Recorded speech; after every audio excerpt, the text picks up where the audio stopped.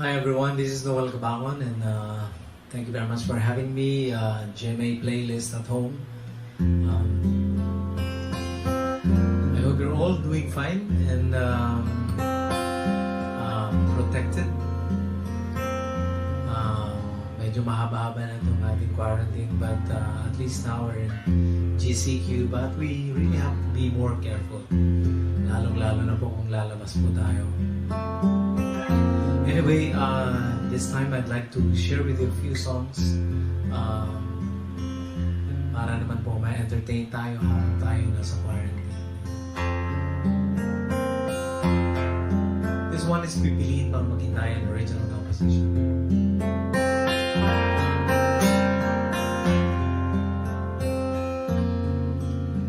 Minsan ang puso maturuan, tila may balak pang umasa. Kahit na di na nagkatuluyan, may nag-uudyok pa ibig balikan.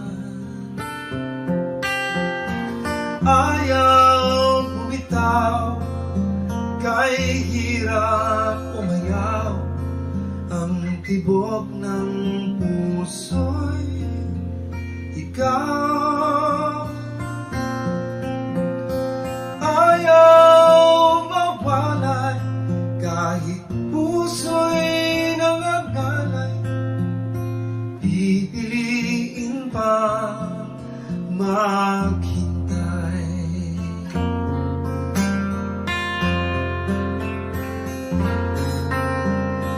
Bakit ang tadhana kung makapagbiro ay di mo maiwasan? Kahit na anong pilit, lalong umuulit, sanyan masidhi ang pagsuyo.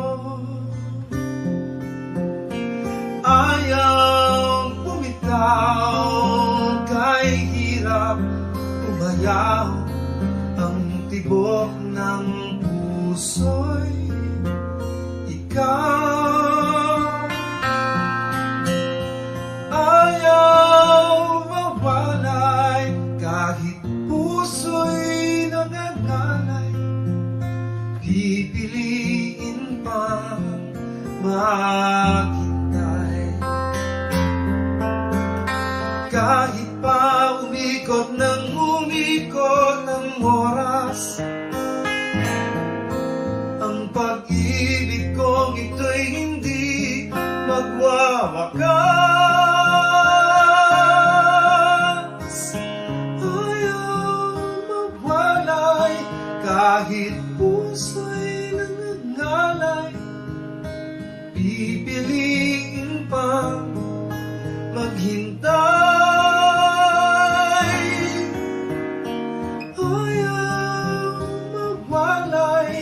Kahit puso'y nangangalay, pipiliin pa maghintay.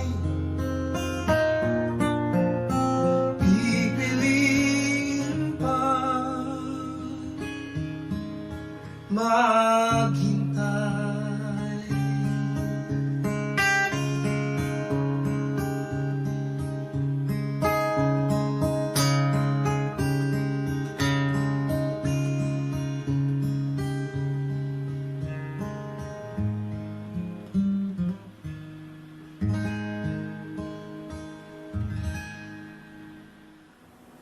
Tayo daw pong mga Pilipino ay napaka-resilient. Ibig sabihin po na kahit na anumang pagsubok o bagyong dumating sa buhay natin ay kayang-kaya po nating harapin. Dahil siguro sanay po tayo sa mga bagyong dumating sa ating bayan. Kaya ang mga anumang pagsubok ay talagang subok na tayo, kumbaga. Kaya maging itong kinakaharap natin na pandemic ay malalagpasan din po natin ito.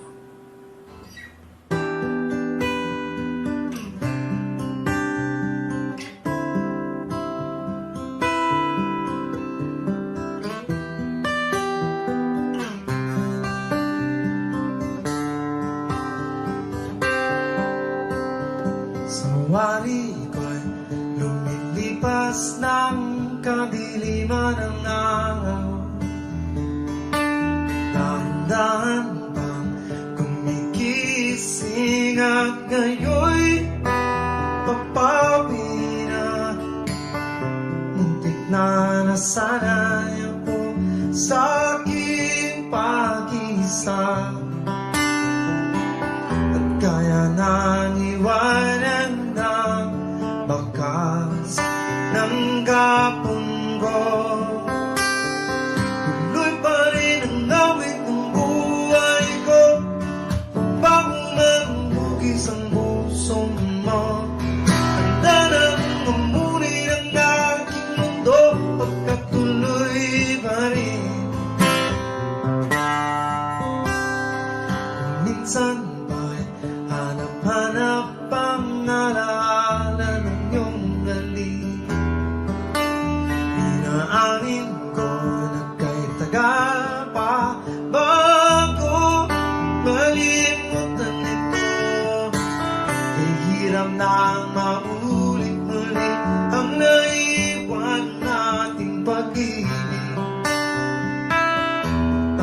lahat natututubak. Harapin ang katotohanan nitong tuloy pa rin ang awit ng buhay ko.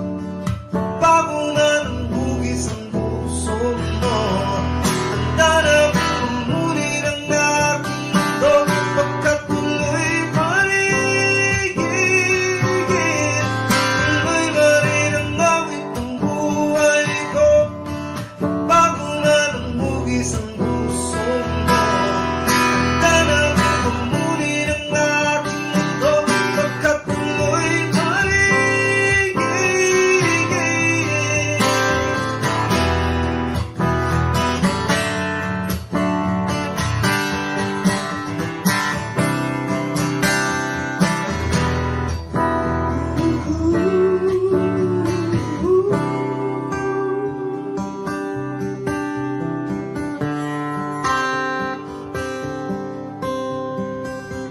Muntik na nasanay ako sa aking pag-iisa. Kaya nang iwanan ng bakas ng kahapon ko. Tuloy pa rin ang awit ng buhay ko. Bago na ng hugis ang puso mo, handa na pumuli ng aking mundo. Pagkatuloy pa rin, tuloy, tuloy, tuloy pa rin. Magbago man ang puso mo, tuloy pa rin. Tuloy, tuloy, tuloy pa rin. Magbago man ang mundo, tuloy pa rin.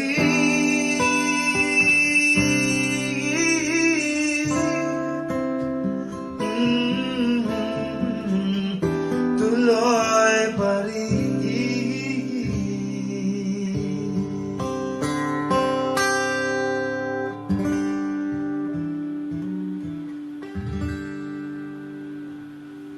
Yun, maraming salamat, GMA Playlist at Home. Thank you very much for having me. Here's my final song.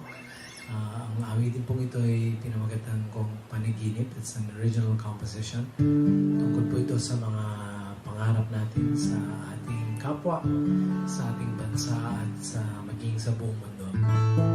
Ito rin po ay isang awit ng pag-ibig.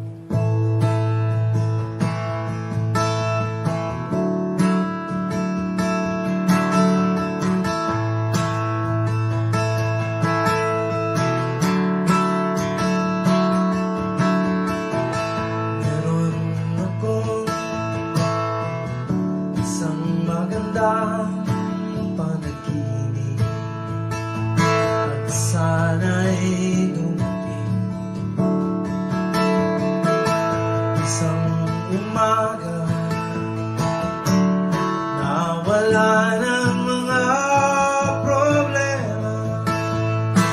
Ang paligid ay kaisigla, walang pangambang nadarama. At paglabas mo sa kalsada, ay ngiti ang makikita sa bawat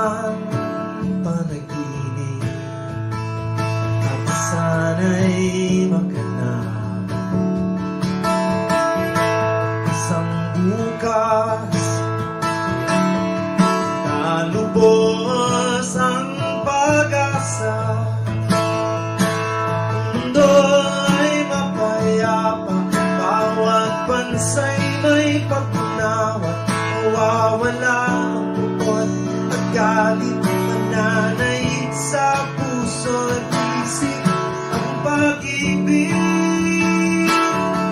Darating ang araw, sigatin ang umaga, iitin ng langit, maghihilom ang mga sabi, hanggat ating mga paay tuloy na nagkasayang sa lupa.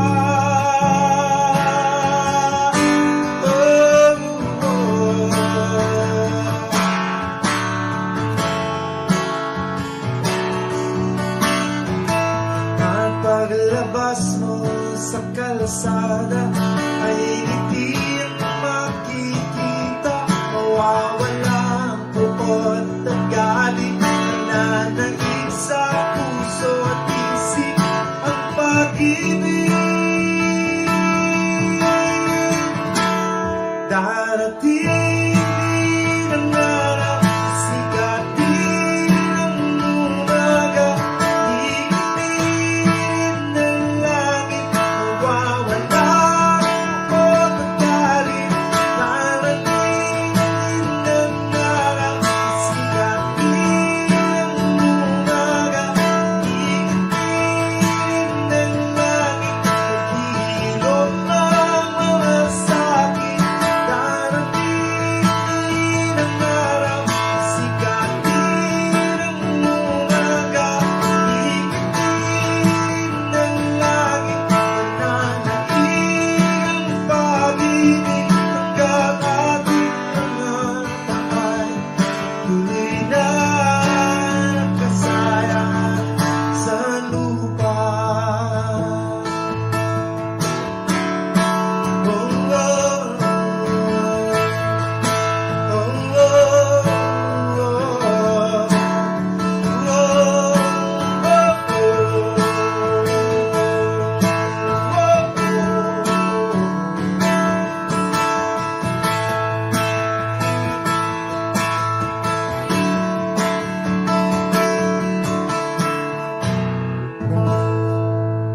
Maraming salamat po. Keep safe. God bless you all.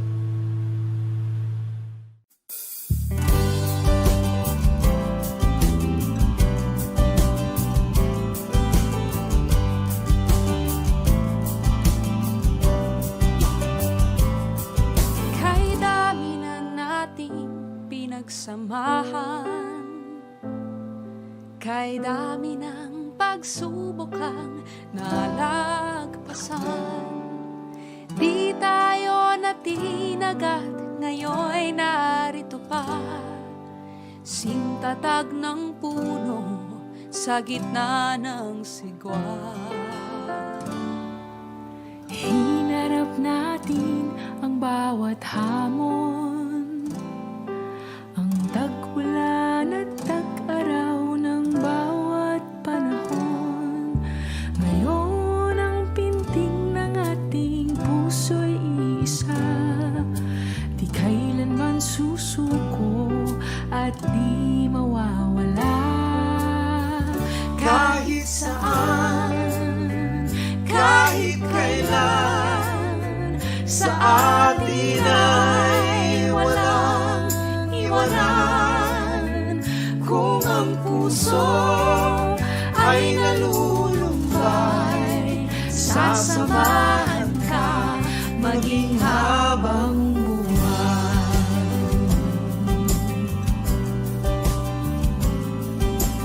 Umabot man tayo ng 10 dekada, aawit pa rin at magkikita.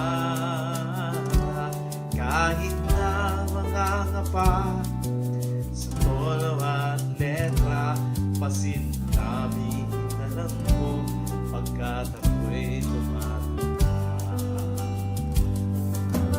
Ihipan ng umihip ang hanging amihan, di maglalaho ang pinagsamahan.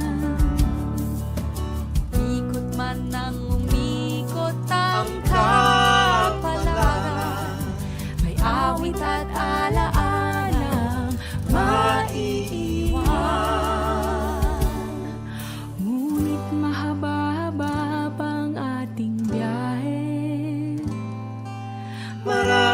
sa daan ng mangyayari. Basta't huwag bibitiw magtiwala sa isa't isa. May bunga ring biyaya ang mga pagtsatsaga. Kahit saan, kahit kailan, sa atin ay walang iwanan. Kung ang puso ay nalulumbay, sasamahan ka maging habang buhay. Kahit saan, kahit kailan, sa atin ay walang iwanan. Kung ang puso ay nalulumbay, sasamahan ka maging habang buhay.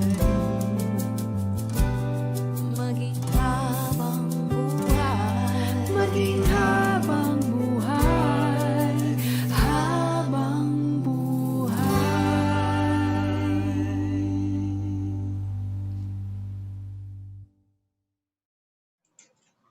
Hello everyone, this is Noel Cabangon. Maraming salamat po GMA Playlist for having me, and of course syempre sa mga viewers po natin, please do subscribe to GMA Playlist on YouTube, and like and follow GMA Playlist on Facebook. So share nyo na rin po ang link para mapanood po ng marami itong performance and itong ginagawa po dito sa GMA Playlist. So ano mga ba ang mga kwento tungkol sa mga kantang pinerform ko po? Well, pipiliin pang maghintay. This is a song that I wrote last year, and well, 2018 actually, to be exact. And then I was only able to release it ito pong February nung bago tayo mag-lockdown. So I was still able to release my first single for the year, which is Pipiliin Pang Maghintay. And it's a song about unrealized love. Ang background po nito ay para doon po sa tungkol doon sa The One That Got Away, kung alam po ninyo yun. Yun po yung parang basic na kwento ng kanta. But at the same time, syempre it's about love that na pinagsaluhan ng dalawa, ano. So that's Pipiliin Pa Maghintay. And then Tuloy Pa Rin is a cover from Neo Colors. It's a song ng pagpapatuloy, but every time I sing it, I give it a different meaning, and it has become more socially relevant by associating it to the resiliency of the Filipinos. Na kapag marami tayong problema, ay we become, because we are, it's in our nature to be very resilient, dahil sanay na po tayong may mga dumadaan na mga bagyo sa ating bansa. But with that, we were able to withstand all the challenges that dumadaan, that come a long way sa atin personally, and it's also true, and we are really very fortunate to have that kind of attitude, no, yung resiliency. So that's tuloy pa rin, kaya tuloy pa rin, tuloy ang buhay kahit na bumagsak tayo. We know how to get up and move on, and yeah, so pagpapatuloy. And then the last one is Panaginip. The other one is Panaginip. Panaginip is a song from my album Panaginip, and it also speaks of a dream for a country, for everyone, for for the future, and that's why it's Panaginip. It's but we have to be, sabi ko nga doon sa kanta, na kailangan nakalapat yung paa natin sa lupa. Ibig sabihin nun, but we have to be grounded. Because when, syempre, pag nananaginip po tayo, baka nakalutang lang tayo. So to become more grounded is to make our dreams more realizable, no? Maaabot natin yon. And sa ngayon, katulad po ngayon, in this time that we're into, uh, kailangan ho nating magsama-sama, and we dream of a tomorrow that this problem that we're having right now will be soon be gone. And we really have to be grounded, is to be able to know what's going on, to be able to understand, and at the same time to be able to work with others para sama-sama po tayo na sa panahon na ito, because we holding on to each other is very important at this point in time. So ayun po yung ibig sabihin nung mga tatlong kantang yun. Those are two original compositions and one cover from Neo Colors. And then Habang Buhay, the song that I sang with Liana Nara, yan po yung aking latest single under Universal Records. And paano nga ba sila napili namin? Actually, when we were thinking about this, about supposed to be an album for this year, last year we were thinking of like a collaboration, no? Collaboration with young artists, collaboration with a, um, a veteran, basta, and then millennial and young and veteran artists. So yun yung parang naisip namin na concept. And then Liana Nara came.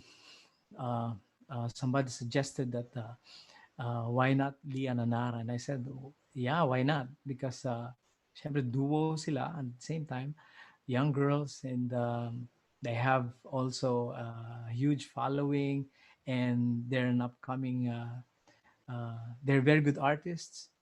And then it was very serendipitous that last year I was able to we were in a gig in Calbayog in Samar.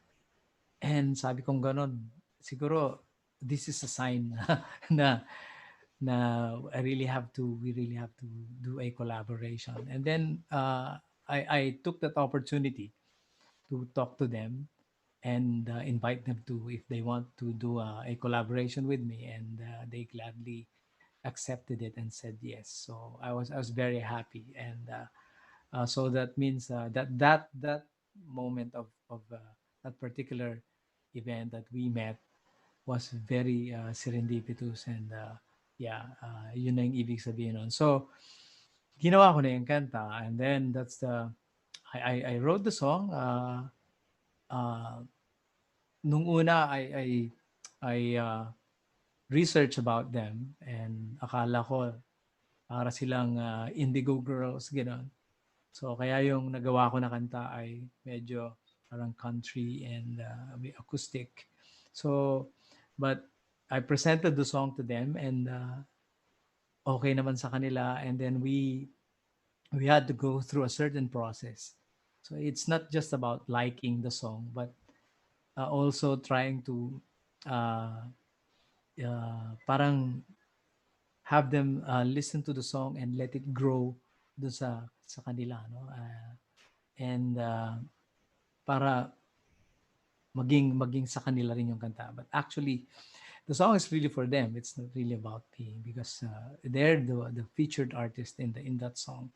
So and they did a very good rendition and interpretation. At the same time, medyo malayo doon sa style nila, but I think it really worked. And yeah, that's why when we released it last month, naging relevant lalo, ano, the song, because the song talks about holding on together, holding on to your loved ones, to your family, to your friends, and facing challenges together, And at the same time, it's about holding on to your craft also. Sa panahon kasi ngayon, parang kami as artists, other than holding on to our families and our friends, we also hold on to our craft, to our art, to our music. Kaya for me, etong nangyari din na to na pandemic and lockdown also brought something good. I was really able to write more songs, and siguro dahil iba yung condition and the context. But that's the song. The song is yeah, holding on to everything that that will keep you sane and that will keep you, you know, will not get you depressed, or, to cope up with everything that you're feeling and thinking about. So ayun, that's Habang Buhay. And Lian and Nara, I would like to thank them for really doing the collaboration with me. Maraming salamat.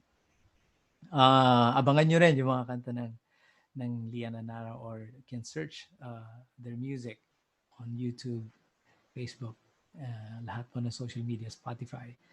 And also, okay. Uh,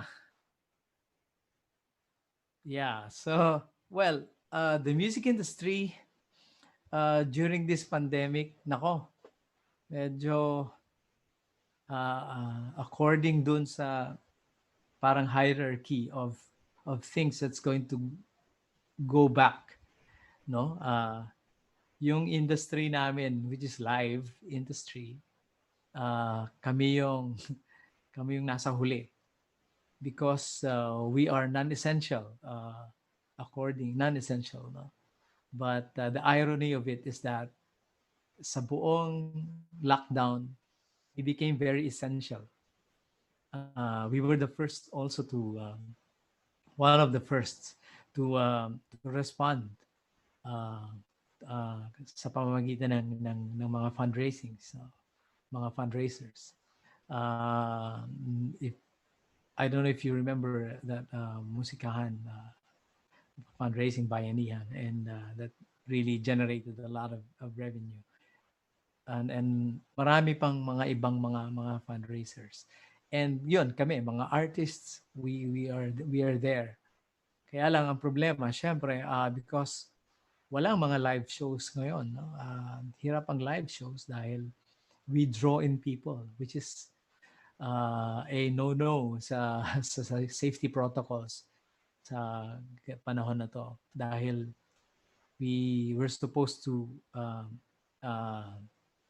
not encourage the convergence of people para hindi magkahawaan, dahil hindi natin alam kung sino yung asymptomatic or sino yung walang wala nung hindi infected. So kami yung medyo malungkot yung kalagayan ng aming we're practically jobless actually.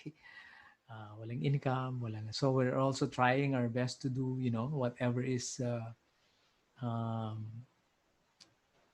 given to us, whatever is available that we'll be able to utilize to be able to somehow uh, generate income, no?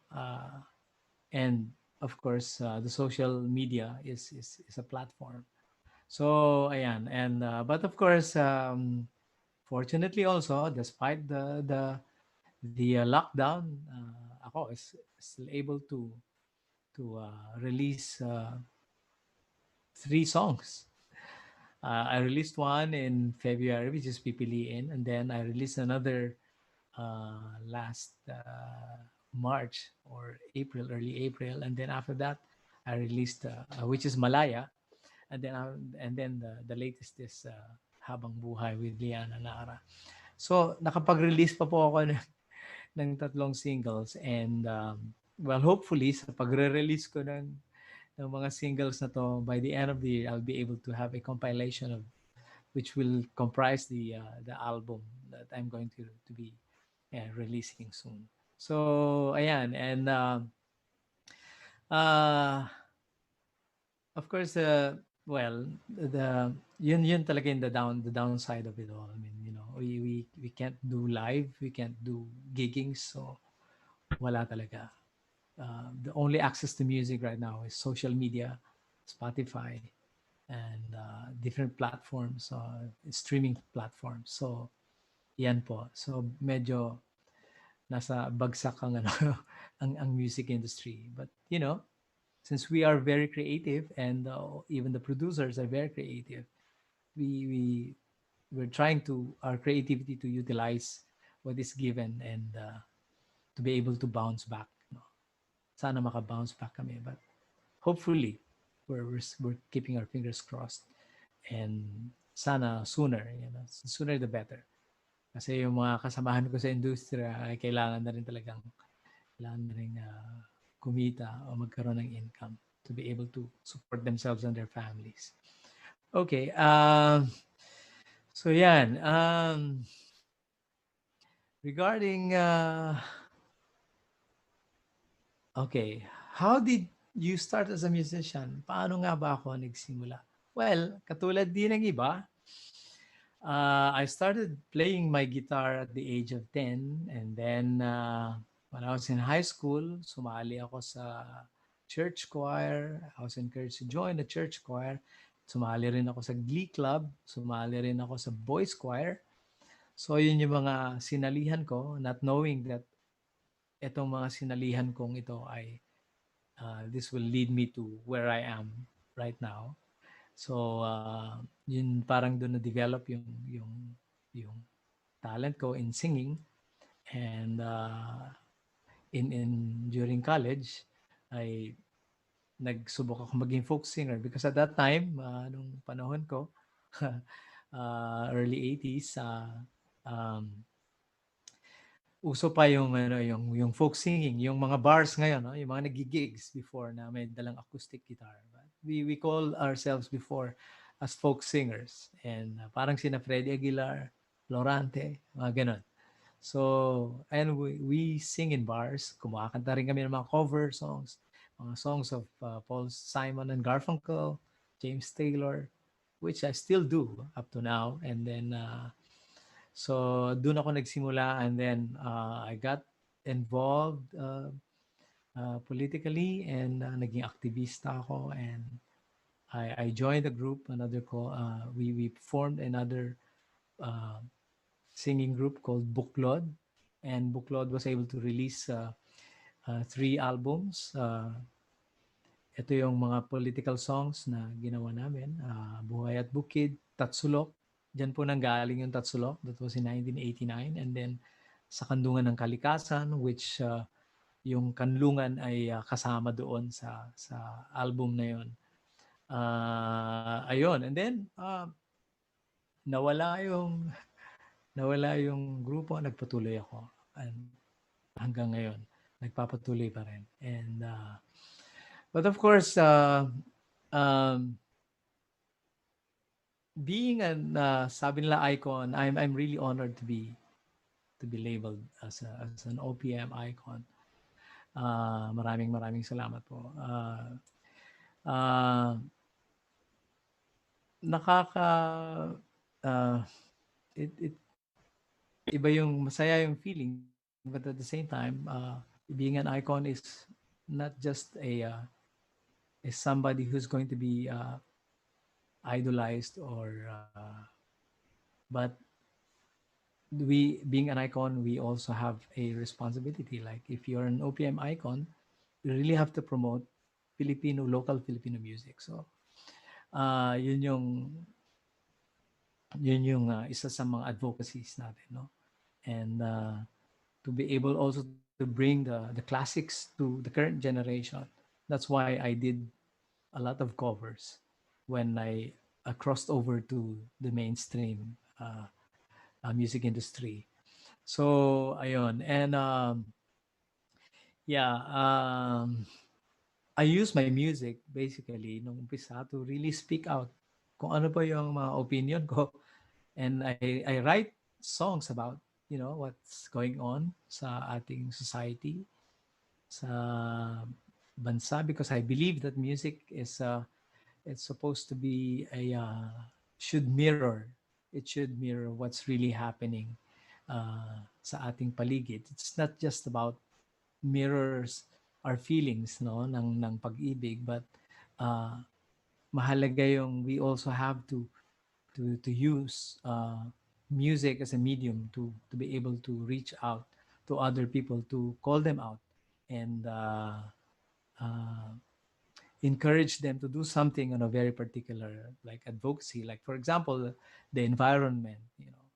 I speak a lot about the environment, and I really use music to to talk about the environment, kung ano yung nangyayari sa kapaligiran, and then of course to encourage people to do something about it. It's not just just not just to listen, but to be able to that music can also enlighten people to do something about what's happening around us.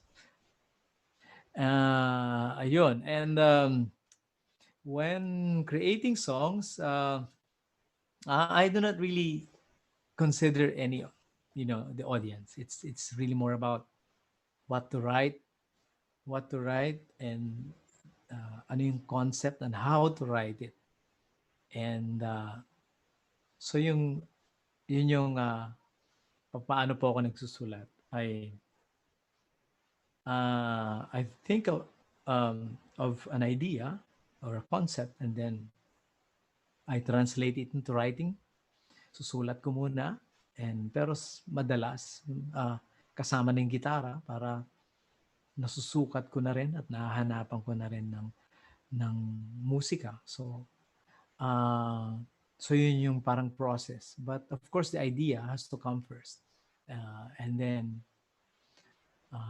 ayun na, I sit down and write. I used to wake up early in the morning just to write. But this time, ito po sa pandemic, itong lockdown, ang nangyari po sa akin.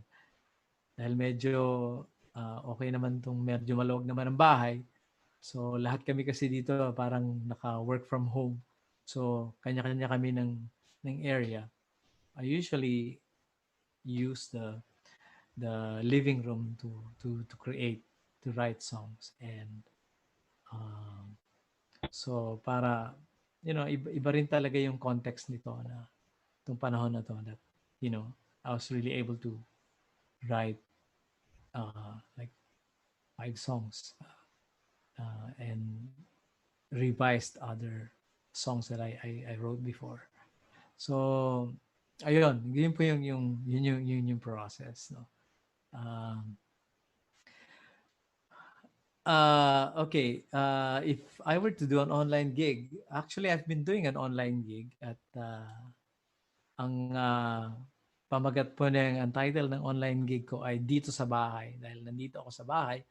So dito ko ginagawa sa bahay, and I do it now once a month. So I started it last March, and then I had the Lent edition, Dito sa Bahay Lent edition last April, and then May I had another one. And then katatapos lang the other day, last Sunday yung May pala yung Mother's Day edition, and then June yung Father's Day edition. At the same time, also a tribute din sa kalayaan, ng Araw ng Kalayaan celebration. So I've been doing gigs online, pero hindi ko pa alam kung paano siya i-monetize. But I had a couple of invitations already na gumawa ng online gig, but to a very closed group. So gano'n lang, parang they hired me to do a closed group na online, not for public. So pero yung public ko, yun yung Dito sa Bahay. So that's the title. So abangan niyo po sa July, I'm going to have again another Dito sa Bahay series edition, which is going to be sometime around the last week of July, because that's also the week where we're going to celebrate Linggo ng Musikang Pilipino. Yun po yung week-long celebration natin ng Filipino music. So, ayun. Sa mga awards na na-receive ko, well, syempre ang pinaka-closest sa akin ay yung when I did my biyahe, my first album, no, na biyahe, which I really got a lot of awards. Naging album of the year yung biyahe, naging male performer of the year ako ng Awit Awards. Actually, I'm talking about Awit Awards. And so that's also like another big break for me sa mainstream. Because most of the time I was nasa alternative po ako, nasa indie. So that's a very successful album. So ayun po, yung mga Awit Awards na binigay po sa atin. So I'm really very thankful to Universal Records for inviting me to be part of their, of the roster of artists. And ayun, mamimili ako physical or digital albums. Old school ako. I choose physical, no, album kasi there's this nostalgia of keeping something to treasure. A collector's item. So sa digital kasi uh, wala kang mahawakan doon. So I choose physical. Solo or band? Well, I like both. Solo being, I started as solo, and mas yung mobility ko as a solo artist ay mas madali. And then for band, you really have to spend a lot of time with your bandmates and to be able to gel together, and yeah, a lot of rehearsals. So, but depende sa performance, because there are like my solo concerts. I have bands with me, but I also have a band that I keep, and nandyan lang sila. But ngayon, syempre ngayon puro solo. Kanlungan or pipiliin pang maghintay? Of course, I like kanlungan dahil uh, parang this is the one that catapulted me to the mainstream. But syempre, I like pipiliin pa maghintay because it's also after an absence, no, of after not writing original compositions, bigla akong nag-release ng something that's I think for me it's a very good masterpiece. Yung pipiliin pang maghintay. So pipiliin pang maghintay is something. I hope it's going to be classic like Kanlungan. Ayun. And what do I advise to aspiring musicians? Marami po nga talagang mga gustong mga kabataan ngayon na gusto maging musikero. But being an artist, being a musician is hindi rin po siya ganun kadali. Of course, syempre, if you have the talent, mas madali, no?